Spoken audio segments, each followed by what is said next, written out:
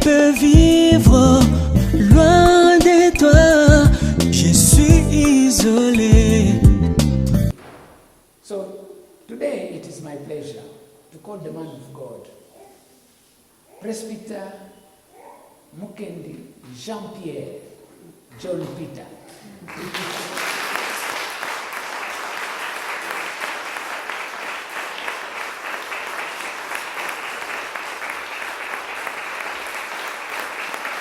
God bless you.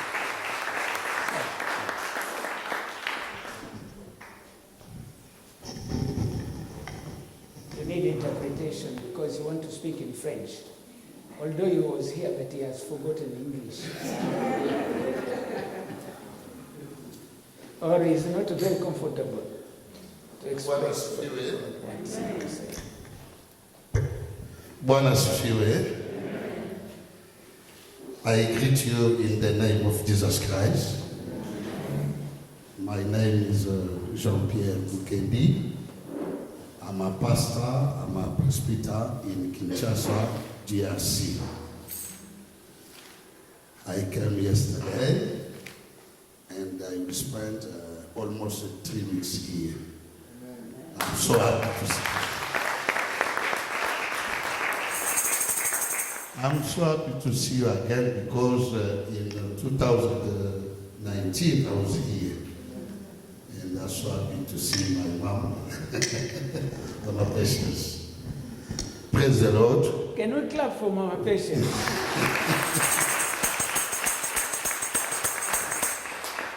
I will preach in French because now I think in French. Please. Bien-aimés, wapendwa, ce matin nous allons partager la parole de Dieu. Asubuhi ya leo tutagawanya neno la Bwana pamoja. Quand papa m'a dit que je vais intervenir, Wakati papa aliponiambia ya kwamba nitakuwa mhubiri wa leo, j'ai posé la question à Dieu sur quoi je vais parler. nikamuuliza Mungu swali, je, nitaongea kuhusu nini kwa wana wako? Et Dieu m'a dit de parler sur ce que j'avais médité ce matin. Na Bwana kaniambia nizungumze kwa yale niliyoyatafakari asubuhi ya leo. Ce matin, Dieu m'a demandé de méditer dans le premier épître de Jean. Bwana asubuhi ya leo alinisukuma ili niende katika kitabu ya Yohana ya kwanza. Et j'ai lu les 5 chapitres. Na nikasoma hiyo tuseme milango yote 5.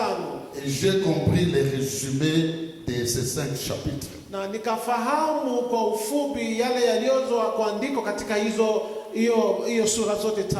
Et le thème de cet épître ici, Na kichwa ya mafundisho, c'est de cela que je vais vous parler ce matin. ipo hapo nitakapogusia asubuhi ya leo. Je voulais tout d'abord remercier papa. Nilitaka kwanza kumshukuru papa Tu m'as donné cette occasion de me mettre devant vous pour vous parler. aliyenipatia fursa ya kuweza kusimama mbele yenu, Parce que nous avons l'habitude, kwa sababu tuna tabia quand papa est là, wakati baba yuko, nous tous, nous sommes ses enfants, sote na watoto wake, et nous soyons pour l'écouter. tunakaa chini ili tupokee kutoka kwake. Et c'est un privilège pour moi Na kwangu ni fursa kubwa d'être enseigné aujourd'hui. kupata nafasi hii na hii kibali. Nous allons lire la parole de Dieu dans le premier épître de Jean, Tutasoma katika Yohana ya kwanza au chapitre 4, sura yake ya 4 versets 9 à 11. mstari wa 9 mpaka 11.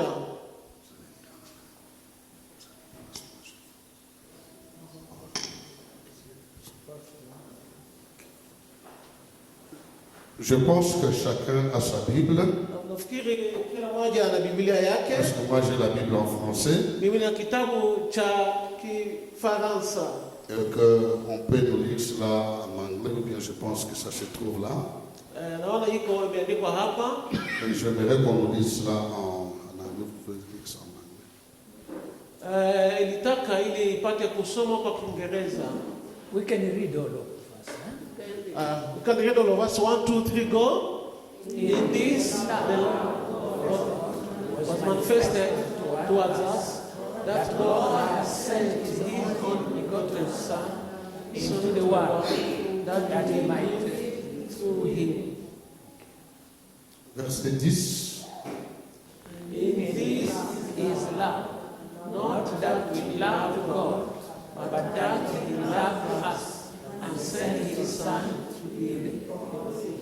propitiation for our sins. And the verse 11, Beloved, if he also loved us, we also ought to love one another.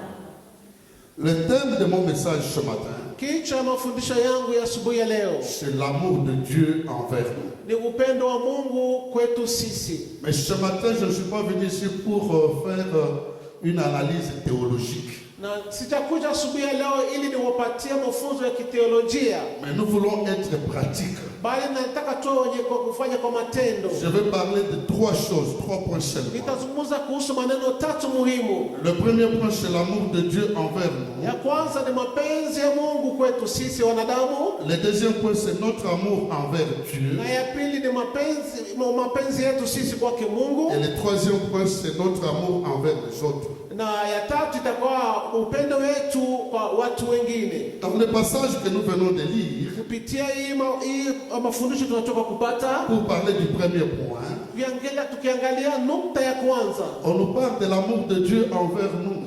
wanazungumza juu ya mapenzi ya Mungu kwetu sisi, Et on nous dit que Dieu a manifesté son amour envers nous na tunaona kwamba tumeambiwa kwamba Bwana alidhihirisha mapenzi yake kwetu sisi.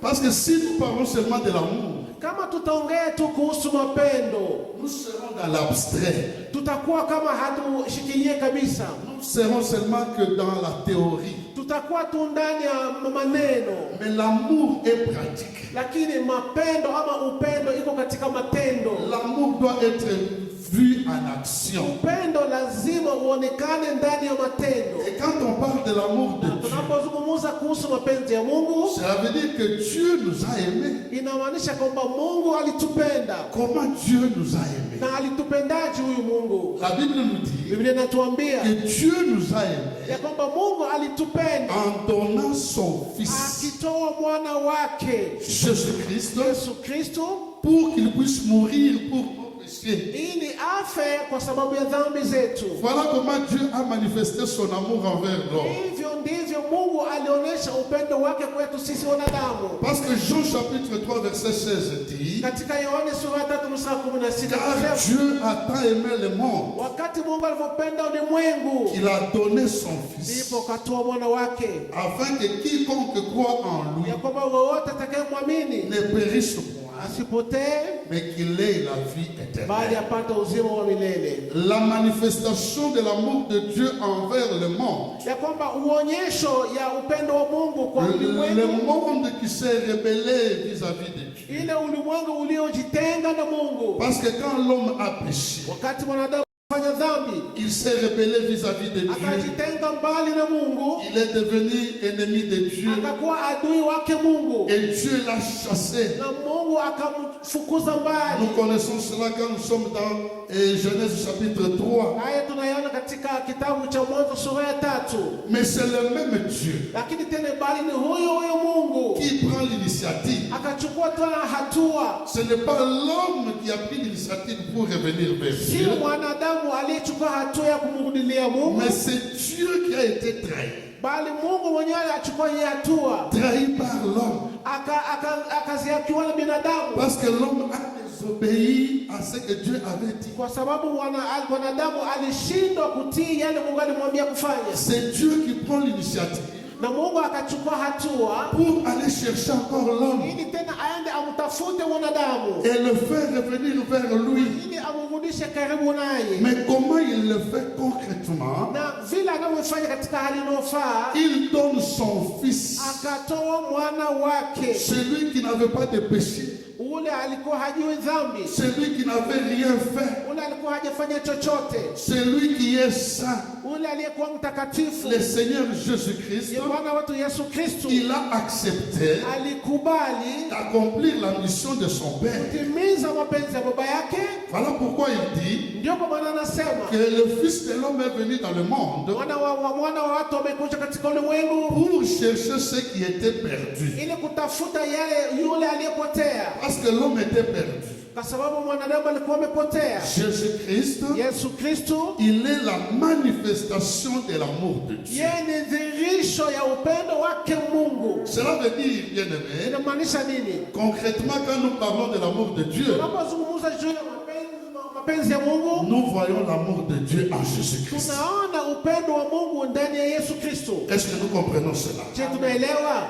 Lorsque nous parlons de Jésus, Tunapoongea kuhusu Yesu, Jésus égale l'amour de Dieu Yesu ni upendo wa Mungu kwetu sisi wanadamu, manifesté iliyodhihirika dans ce monde ndani ya hii ulimwengu pour sauver les pécheurs ili kuokoa wenye dhambi, dont nous étions, toi et moi. ili tuliokuwa wewe na mimi. Nous étions dans le monde. Tulikuwa katika ulimwengu, Il a fallu que Jésus vienne ilibidi Yesu aje pour sauver ili le monde. aokoe ulimwengu. Et c'est ça même la signification de son nom. Na hiyo ndiyo maana ya jina yake.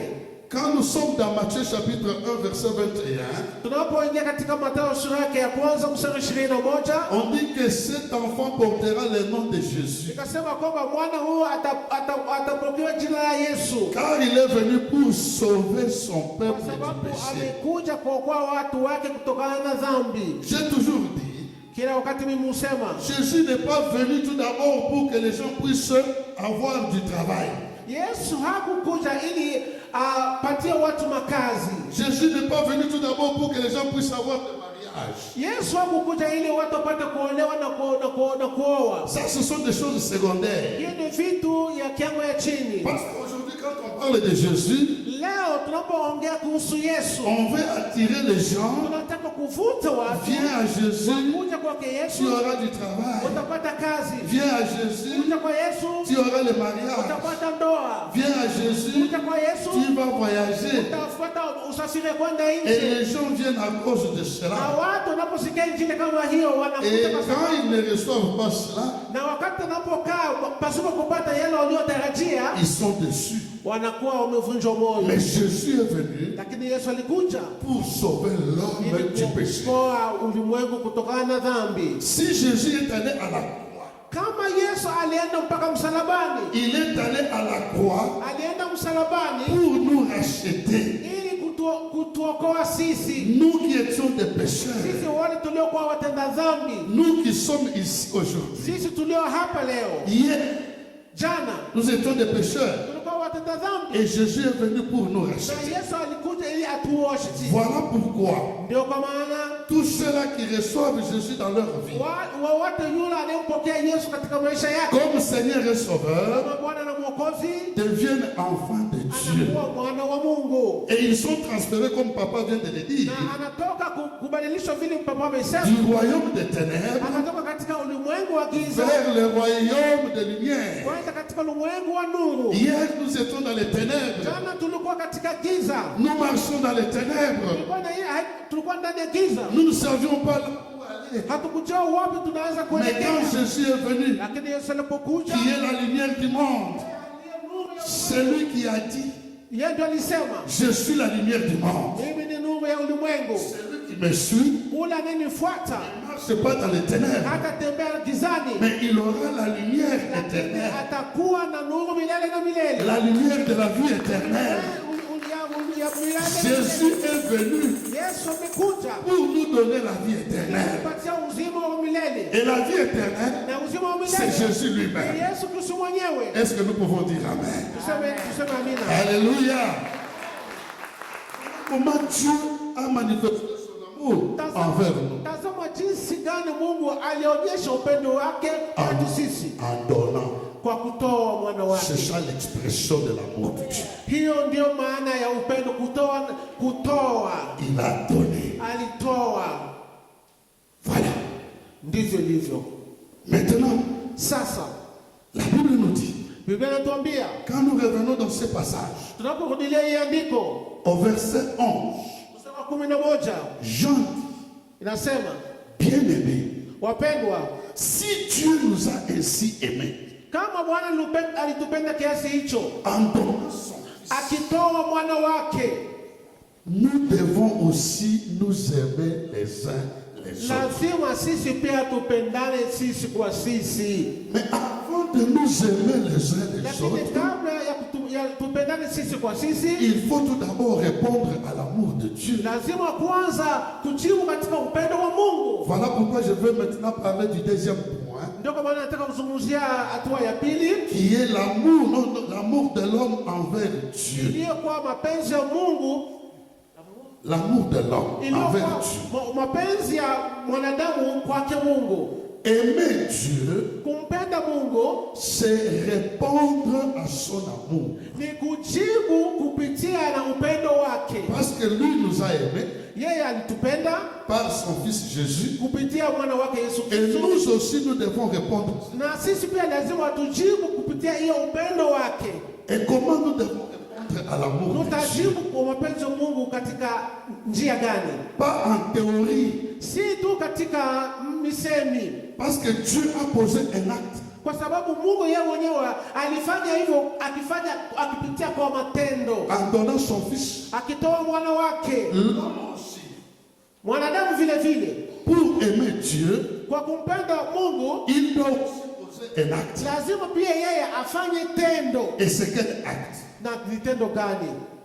Il doit croire en Jésus-Christ comme Seigneur et Sauveur. Kumwamini Bwana Yesu Kristo kama Bwana na Mwokozi. C'est ça la manière de mettre en pratique notre amour envers Dieu. Hiyo ndiyo njia ya kuweza kuweka kwa matendo hali yetu ya kuamini na kumkubali Bwana katika hali yote. Jésus-Christ, Yesu Kristo il est le point commun yeye iko katika nukta moja entre Dieu aliye katikati ya Mungu et nous. na sisi binadamu. Dieu nous a aimés par Jésus. Mungu alitupenda kupitia Yesu. C'est-à-dire qu'il a répandu tout son amour dans son Fils. Kwa hivyo inamaanisha Mungu aliweka upendo wake wote kupitia Yesu Kristo aliye mwana wake. C'est au travers de son Fils Ni kupitia mwana wake que Dieu a aimé le monde qui ndiyo est Mungu rebelle. alipenda ulimwengu. Et cet amour-là, Na hiyo upendo c'est l'amour pardon. ni upendo wa masamaha. Dieu nous a pardonné Mungu alitusamehe par son Fils Jésus. kupitia mwana wake Yesu Kristo, Et il nous a donné maintenant l'occasion na akatupatia fursa que nous devenions aussi. ili tukuwe pia wana wake. Et quand nous croyons en Jésus, Na tunapoamini Yesu qui est la manifestation de l'amour de Dieu, aliye dhihirisho ya Bwana wetu Yesu Kristo, quand nous croyons en lui, tunapomwamini c'est là où nous pouvons expérimenter l'amour de Dieu. na ndipo hapo tunaweza kudhihirisha upendo wake Mungu. Nous ne pouvons pas expérimenter l'amour de Dieu en dehors de Jésus. Hatuwezi kudhihirisha upendo wa Mungu mbali na Yesu. Il faut croire Naomba kuamini pour être sauvé. ili kuokoka. Quand nous lisons dans Romains chapitre 10, Tunaposoma katika kitabu cha Warumi sura yake ya 10 versets 9 à 10, mstari wa 9 na 10, on nous dit qu'il faut confesser de sa bouche. lazima tukiri kwa mdomo yetu, Celui qui croit, il faut confesser lazima kukiri, et il faut croire. inabidi pia kuamini. Il faut recevoir Jésus dans sa vie. Inaomba kumpokea Yesu ndani ya Et maisha, c'est là où nous pouvons expérimenter l'amour de na Dieu. hapo ndio tunaweza kuona upendo wake Mungu. Parce qu'il faut savoir, Naomba kujua l'Église ne sauve pas. kanisa haliwezi kuokoa. Tu peux être membre de l'Église, Unaweza kuwa memba wa kanisa, mais si tu n'as pas reçu Jésus dans ta vie, lakini kama haujampokea Yesu ndani ya maisha yako comme ton Seigneur et ton Sauveur, kama Bwana na Mwokozi wako, tu ne seras pas sauvé. hauwezi kuokolewa. Tu resteras seulement membre de l'Église. Utakuwa tu memba wa kanisa. Voilà pourquoi, Ndio kwa maana dans le livre des Actes des Apôtres, ndani ya kitabu cha Matendo ya Mitume au chapitre 2, sura yake ya pili versets 46 et 47, mstari wa 46 na 45 on nous dit tunaambiwa que chaque jour, ya kwamba kila siku kila siku, le Seigneur ajoutait à l'Église Bwana alikuwa akiongeza kwa kanisa ceux qui étaient sauvés. wale waliookoka. J'ai entendu ici papa parler de notre sœur qui est évangéliste. Nimesikia hapa baba akizungumzia juu ya mama Joan kuwa mwinjilisti. C'est toute l'Église qui doit être composée de gagnants d'âmes. Ni kanisa kanisa nzima ndio iwe wenye kutafuta nafsi. Parce que nous n'avons pas un autre travail. Kwa sababu hatuna kazi nyingine. Notre travail est d'aller prêcher Christ. Kazi yetu ni kwenda kumhubiri Kristo. À ceux-là qui sont perdus. Kwa wale waliopotea. Nous devons avoir la passion pour les âmes qui sont perdues. Tuwe na ile huruma ya kutafuta nafsi zilizopotea. Nous devons prendre conscience. Lazima tuweke kwa nafsi zetu ya kwamba Jésus est venu et il est allé à la croix pour sauver ceux qui sont perdus. Ya kwamba Yesu alienda msalabani ili kuokoa wale waliopotea. Et il a dit, na akasema, comme mon Père m'a envoyé, vile baba yangu alivyonituma, moi aussi je vous envoie. mimi pia nimewatuma. Il nous envoie faire quoi? Ametutuma kufanya nini? La première mission, c'est d'aller parler de Christ aux autres. Ili kwenda kuzungumzia Kristo kwa wale wasiomjua. Parce que parfois quand nous parlons d'évangéliser, tunapozungumza kuhusu uinjilisti, c'est un terme théologique. Matamshi ya watu ya teolojia. D'autres personnes ne comprennent pas cela. Watu wengine wanaweza kukosa kuielewa. Mais si nous pouvons parler d'une manière simple, lakini kama tunaweza kuongea katika njia iliyo rahisi, évangéliser, kufanya kazi uinjilisti, c'est parler de Jésus. ni kumzungumzia Kristo. Parler de Jésus à ceux-là qui ne le connaissent pas. Kumzungumzia habari ya Kristo kwa wale wasiomjua. Et pour les gagner, na kuweza kuwaokoa, afin qu'ils viennent à ili Jésus. wakuja kwake Yesu. Voilà, bien-aimés. Hiyo ndio maana. Je vous ai parlé de l'amour de Dieu envers nous, Nimewazungumzia upendo wa Mungu kwetu sisi qui se binadamu, manifeste par le fait de donner. iliyoonyeshwa katika njia ya Mungu akamtoa mwana wake. Et je vous ai parlé de notre amour envers Dieu. Na nimewazungumzia upendo wa Mungu kwetu kupitia Mungu, upendo wa watu kupitia Mungu. Quand nous croyons en Jésus-Christ, tunapoamini Yesu Kristo, nous devenons des enfants de Dieu tunakuwa wana wa Mungu, et nous continuons à marcher dans la voie que le Seigneur nous a montrée. tunaendelea kuishi na kutembea katika njia za Bwana. Maintenant, je vais parler du troisième point. Na nukta ya tatu nataka kuyaguzia, C'est notre amour envers les autres. ni upendo kwa watu wengine, Envers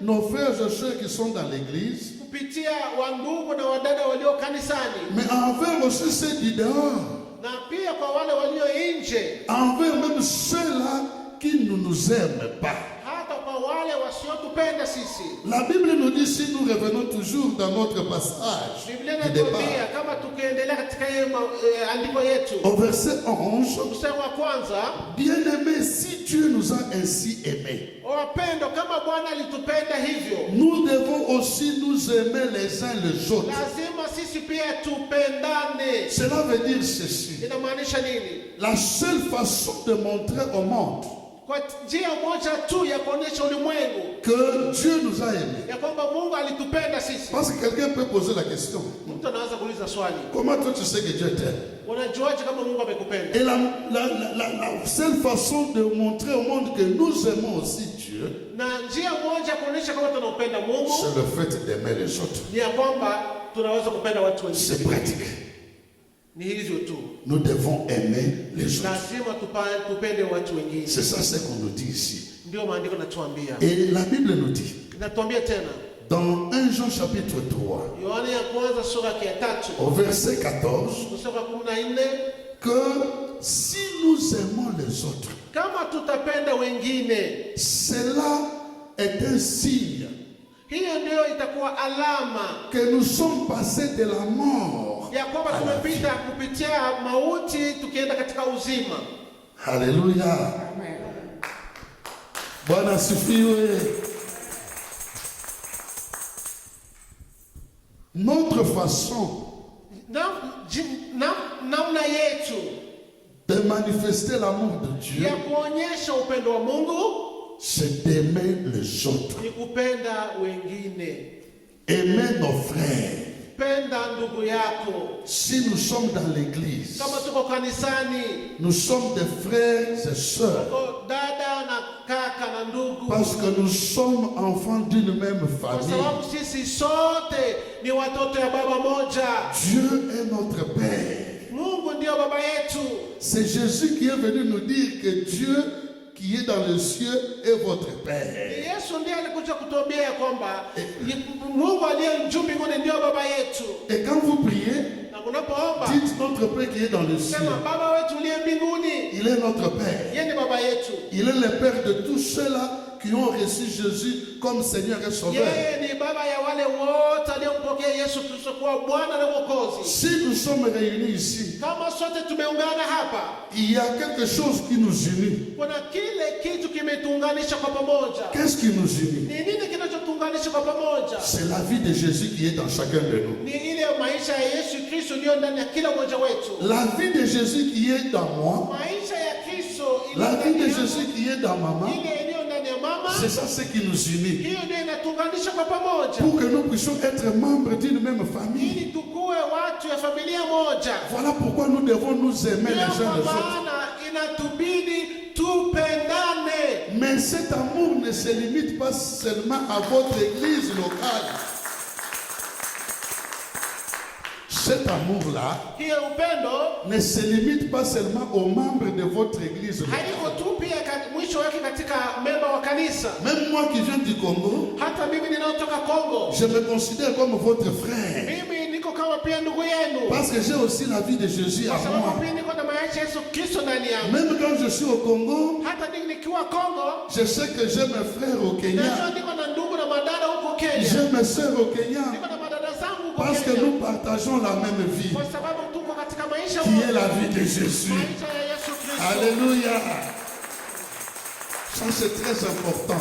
Hii ni jambo la muhimu sana. Mais cet amour-là Hiyo upendo ne se limite pas seulement haifikie kiwango tu ya kwamba à ceux qui connaissent Jésus. kwa wale wanaomjua Kristo. Nous devons aussi aimer même ceux-là qui ne le connaissent pas. Lazima tupende hata wale wasiomjua Kristo. Nous devons les aimer. Lazima tuwapende. Si nous les aimons, Kama tukiwapenda, nous allons leur apporter Jésus. tutawapelekea Yesu Kristo. Nous irons les évangéliser. Tutaenda kuwahubiria. Il ne faut pas dire, Usiseme ya kwamba non, ils sont déjà condamnés. hao watu waishahukumiwa, Ils vont en enfer. hao wanaenda jehanamu. Est-ce que vous savez que moi et toi, nous étions aussi comme eux hier? Na tumesahau ya kwamba wewe na mimi tulikuwa kama wao vile vile, tulikuwa wapotevu Et que le Seigneur nous a sauvés. na Bwana alituokoa sisi. Et nous aussi, nous devons peut-être, tu as été sauvé parce que quelqu'un t'a évangélisé. Kama pia wewe uliokoka ni kwa sababu kuna mtu alikuhubiria kuhusu Yesu. Tu as été sauvé parce que quelqu'un est en train de prier pour que tu sois sauvé. Uliokolewa ni kwa sababu kuna mtu alikuombea mahali na mpaka ukapata Nous wokovu. devons faire la même chose. Na sisi inatubidi pia tufanye hivyo hivyo. C'est comme ça que nous irons parce que nous aurons toujours ce fardeau dans le cœur. Kwa sababu hiyo itatusababisha tuwe, lazima tuwe na hiyo mzigo mioyoni mwetu. Bien-aimés, Wapendwa, la Bible nous dit, Biblia inatuambia, ou bien je peux dire, anaweza kusema Dieu ne nous a pas donné le droit de condamner les gens. Mungu hajatupatia ruhusa ya kuhukumu watu wengine. Parce que quand nous lisons dans Jean chapitre 3, Tunaposoma Yohana sura ya 3 versets 16 et 17, sura 16 mpaka 17, on nous dit car Dieu a tant aimé le monde qu'il a donné son Fils unique afin que quiconque croit en lui ne périsse point, mais qu'il ait la vie éternelle. tunaona kwamba kwa maana Mungu alivyopenda ulimwengu akatoa mwana kwa pekee ili wote atakayemwamini asipotee bali apate uzima wa milele. Mais le verset 17 dit Mstari wa 17 nasema que Dieu n'a pas envoyé son Fils dans le monde pour que le monde soit jugé, Mungu hakumtuma mwana wake Yesu Kristo ili ulimwengu uweze kuhukumiwa, parce que ce temps viendra. kwa sababu wakati huo utakuja. Mais le temps que nous avons maintenant, Lakini hii wakati tuko ndani kwa sasa, Dieu a envoyé son Fils afin que le monde soit sauvé par Mungu lui. alituma mwana wake ili ulimwengu uokolewe. Nous devons laisser cette attitude-là. Lazima tuache hali ya kuanza kuhukumiana. Vous savez, certaines personnes, moi j'ai fait la mission, Mimi nimefanya kazi ya mishoni. certaines personnes ne viennent pas à Dieu, Watu wengine hawakuja kwa Mungu, même dans nos familles. hata katika familia zetu kuna watu wenyewe wamekataa kuokoka, ama sio? Nous avons des amis, Tuko na marafiki, nous avons des collègues au tuko travail, na marafiki kazini. mais il y a ceux-là qui ne veulent pas venir Kuna wale wamekataa kuja kwa Yesu à cause de notre attitude. kwa sababu ya hali yetu, matembezi yetu, tabia yetu. Nous ne devons pas avoir l'attitude comme les Juifs envers les Samaritains. Tusikuwe na tabia ya Wayuda kwa Wasamaria, kama Papa alivyotuambia wakati uliopita ya kwamba Wayuda walikuwa wanachukua Wasamaria kama nguruwe, kama watu wachafu. C'est cela. J'ai compris, même si j'ai compris en Kiswahili. Ameelewa. Voilà, suffit. Voilà, nous devons les aimer. Lazima tupendane sisi kwa sisi. Parce que Dieu les a aimés. Kwa sababu Mungu pia aliwapenda. Et nous devons leur apporter l'évangile. Lazima tuwapelekee injili. Afin qu'ils soient sauvés. Ili wapate kuokolewa. Nous devons prier pour eux. Lazima tuwaombee. Ça c'est une deuxième catégorie. Après le frère en Christ, après ceux-là qui ne connaissent pas le Christ. Baada hiyo ni hatua ya pili kwa wale waliokuwa wanaosema wandugu katika Kristo. La troisième catégorie, hali ya tatu, ce sont nos ennemis. Ni adui zetu. Peut-être tu es là. Kuna mara uko hapa. Tu as été victime d'une trahison. Kuna mara ulisingizwa maneno. D'une humiliation. Ukaweza kuwekwa aibu. Tu as été rejeté. Kuna mara ulitupiliwa mbali, ukakuwa rejected. Abandonné. Ukaachiliwa. Tu as subi l'injustice. Yani walikuhukumu kwa kimakosa. Par quelqu'un que tu connaissais. Na ulifanywa hivyo na ule mtu unaomjua vizuri sana. Quelqu'un à qui tu avais confiance. Na kuna mara ni mtu unayeweza kumwekea tumaini sana. Et cette personne t'a fait du mal. Na huyo mtu amekuumiza. Cette personne a cherché à te nuire. Huyo mtu alifanya kwamba akuaibisha kabisa. Et cela t'a fait du mal. Na hiyo kitu likuumiza wewe. Tu as eu de l'amertume dans le cœur. Pourquoi il m'a fait ça? Moi, je lui avais donné confiance. Et tu regardes la personne maintenant comme ton ennemi. Tu ne peux plus parler avec la personne. Quand tu vois seulement cette personne-là, tu es mal à l'aise. La Bible nous dit le style de vie. Les styles de vie dans le royaume de Dieu. Nous sommes des enfants du royaume. Ce n'est pas de haïr d'autres personnes, mais c'est de les aimer. Parce que la Bible dit, si toi tu hais quelqu'un, dit quand toi tu dis que tu aimes Dieu que tu ne vois même pas, mais que tu n'as pas l'amour envers ton prochain, cela veut dire que tu ne connais pas Dieu. Alléluia. Alléluia. Nous devons aimer ceux-là qui nous ont fait du mal. Ce n'est pas moi qui l'ai dit. C'est le Seigneur Jésus. Dans Matthieu chapitre 5, verset 44. Comment nous devons les aimer? Parce que ce n'est pas dit seulement, oh non, moi je n'ai pas de problème avec toi. Non, non. Parfois nous les chrétiens, nous avons une hypocrisie qui ne dit pas son nom. Kushinda hata wasioamini. Utasema tu mimi sina shida na huyu, maneno iliisha, kumbe ndani yako umejaa na uchungu ya kutosha. Le Seigneur dit ceci. Bwana anasema hivi, il faut aimer nos ennemis. Lazima tupende hata maadui zetu. Comment nous devons les aimer? Tutawapendaje? Tout d'abord, kitu ya kwanza, il faut pardonner. Lazima kuwasamehe. Si quelqu'un t'a fait du mal, kama mtu amekutendea vibaya, tu dois pardonner. Umsamehe. Jésus dit, vous devez vous pardonner les uns les autres. Et Paul dit dans Éphésiens chapitre 4, verset 32, que nous devons nous aimer les autres comme Dieu nous a aimés en Christ.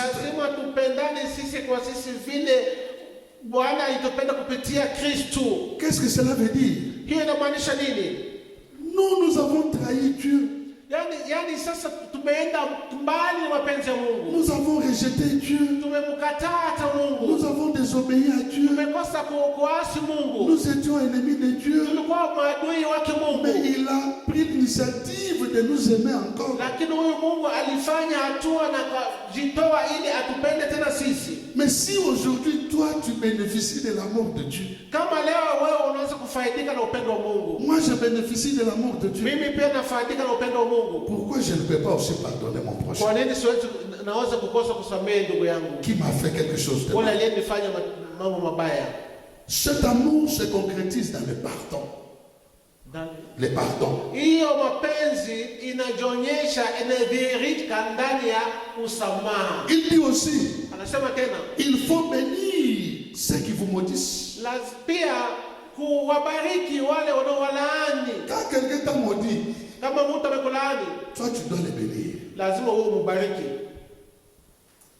Il dit encore, anasema tena, il faut faire du bien lazima kutenda mema à ceux-là qui vous